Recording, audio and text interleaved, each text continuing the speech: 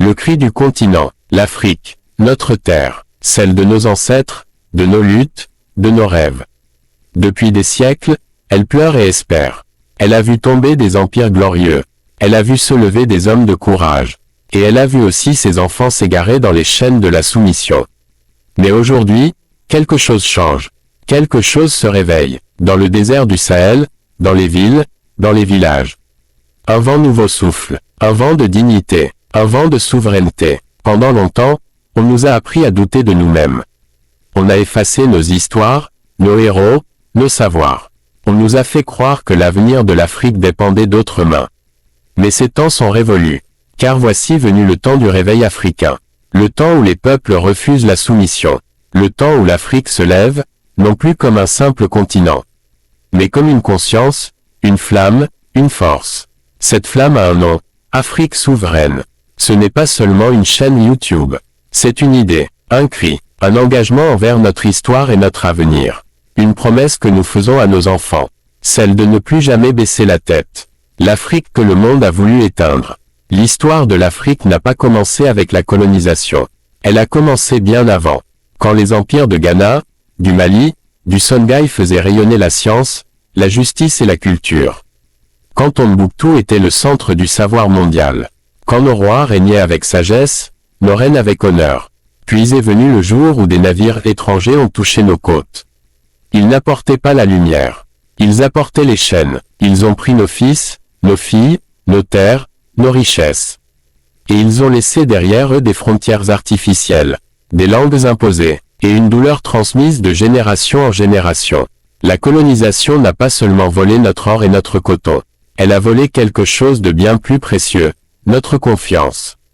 On nous a fait croire que nous étions incapables de gouverner nous-mêmes. Que notre culture était inférieure.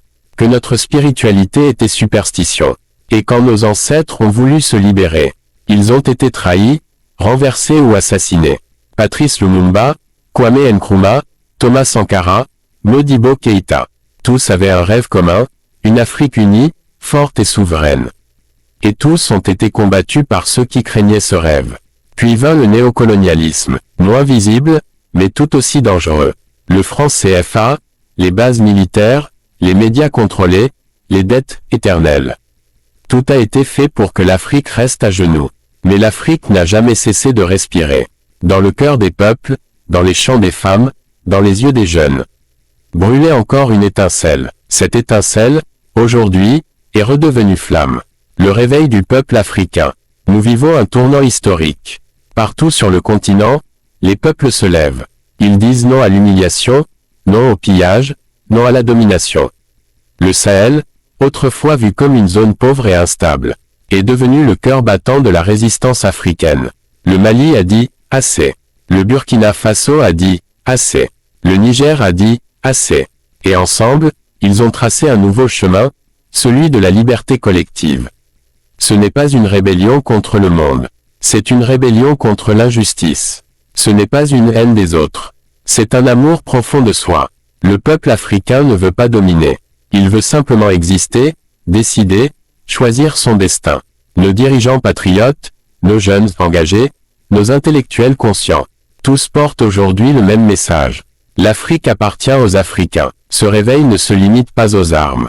Il se fait aussi dans les esprits, dans les écoles, les universités, les médias indépendants. Une nouvelle génération pense, écrit, agit différemment. Elle ne veut plus tendre la main pour mendier, mais pour construire. Elle ne veut plus imiter, mais innover. Cette génération comprend que la vraie souveraineté, ce n'est pas seulement chasser les influences étrangères, mais bâtir des institutions africaines fortes, cultiver notre propre économie, et retrouver la fierté d'être ce que nous sommes. L'AES, la flamme de la souveraineté. L'Alliance des États du Sahel, l'AES, n'est pas un hasard de l'histoire. C'est le fruit d'une longue douleur, d'un long combat. C'est la réponse du Sahel à des décennies de domination déguisée. 3 nations, 3 peuples, un même cri.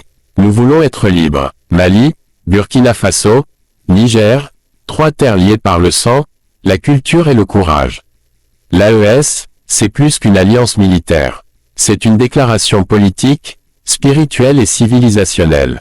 Une déclaration au monde. Nous ne serons plus des colonies déguisées. Cette union fait trembler les puissances, car elle montre que l'Afrique peut se défendre, s'organiser, et décider seule. Et ce n'est que le commencement. Le message de l'AES inspire déjà d'autres nations, Guinée, Tchad, Centrafrique, et bientôt davantage. Car la souveraineté n'est pas un privilège. C'est un droit. L'AES prouve que la coopération africaine n'a pas besoin d'autorisation étrangère. Elle montre que l'Afrique peut bâtir ses propres alliances, créer sa propre monnaie, et définir sa propre vision du monde. Le Sahel n'est plus une périphérie. Il est devenu le centre du changement africain. L'Afrique de demain, libre, forte et unie. Le futur de l'Afrique ne dépend pas des puissances étrangères. Il dépend de ses enfants. Et ses enfants, c'est nous. Nous avons la terre, l'or, le pétrole, les diamants. Mais surtout, nous avons la jeunesse. Une jeunesse créative, courageuse, déterminée. Le combat qui commence aujourd'hui n'est pas seulement politique. Il est moral, culturel, économique et spirituel.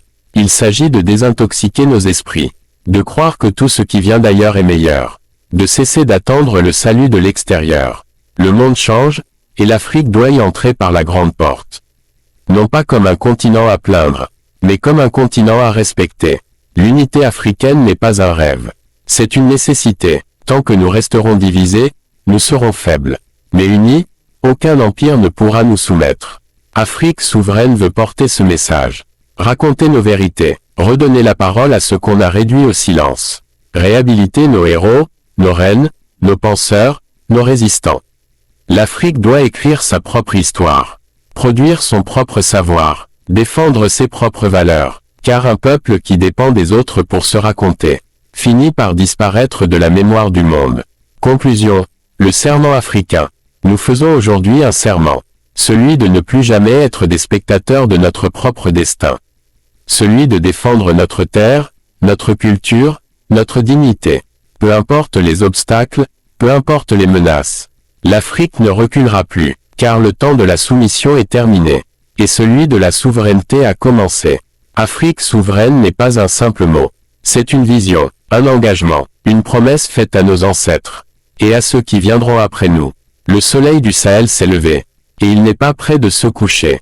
Globe terrestre, que cette voix devienne la tienne, que ce combat devienne le nôtre, et que cette flamme, allumée dans le cœur du continent, éclaire le monde entier. Bienvenue dans l'ère de l'Afrique souveraine. Unis, nous sommes invincibles.